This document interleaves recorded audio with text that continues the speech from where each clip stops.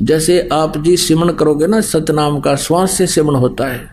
कुछ देर जब सिमरण चलेगा बहुत देर के बाद, तो क्या होता है, ये दोनों स्वर खुल जाते हैं, लेफ्ट एंड राइट। ये कभी कभी होता है।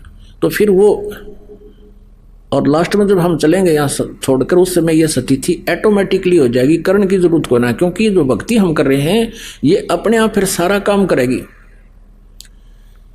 जैसे पुण्यात्माओं, हम एक तोरी का बीज बो देते हैं, वो किस शक्ल का होता है, इतना होता है, सूखा सूखा सा, और फिर उसका प्रॉपर तरीके से उसका प्रोसेस अपनाते हैं तो वो फिर धीरे धीरे क्या होता है, पौधा बन जाता है, बेल बन जाती है, फिर बड़ी हो जाती है, फिर लदपद हो जाती है।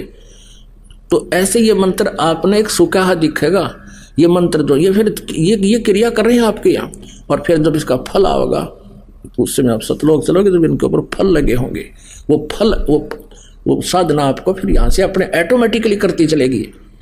त्रिवेणी के संत समाओ, भंवर उतर चल पा रहा है, हे भंवर, हे जीवात्मा, फिर पार चलेंगे, त्रिवेणी पर पहुंचोगे, फिर वहां आपको सतनाम मिलेगा। सतनाम का जो 2 अक्षर का मंत्र है वहां अकाउंट देना पड़ेगा। जैसे गीता जी अध्याय नंबर 18 के श्लोक नंबर 66 में कहा है, ये ब्रह्म कहता है कि सर्वधर्मान परित्यज माम एकम शरणम व्रज, मेरे सतर की सभी पूजाएं मुझे दे दे, मुझ में छोड़ दे, तब उस सर्वशक्तिमान की शरण में तू जा। एकम, एक माने जिसके बराबर दूसरा ना हो।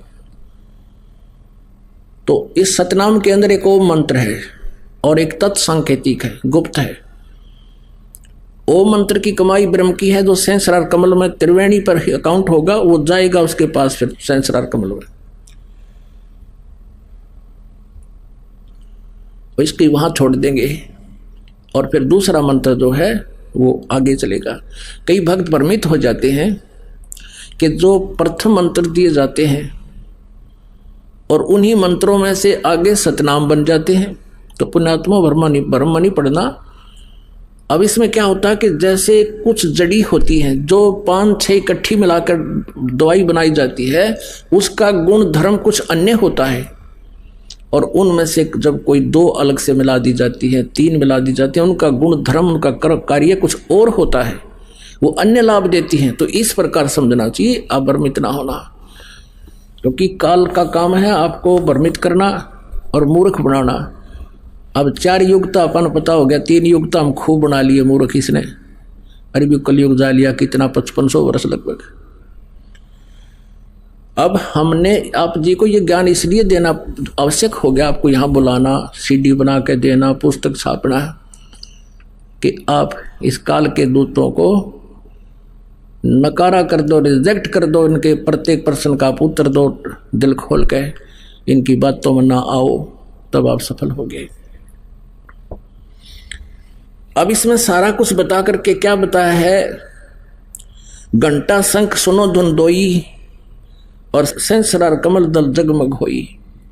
सहस्रार कमल में जगमग जगमग हो रही है, 1000 ज्योतियां ऐसे चस बुझ रही हैं, और वहां पर शंख और घंटे की आवाज आ रही है।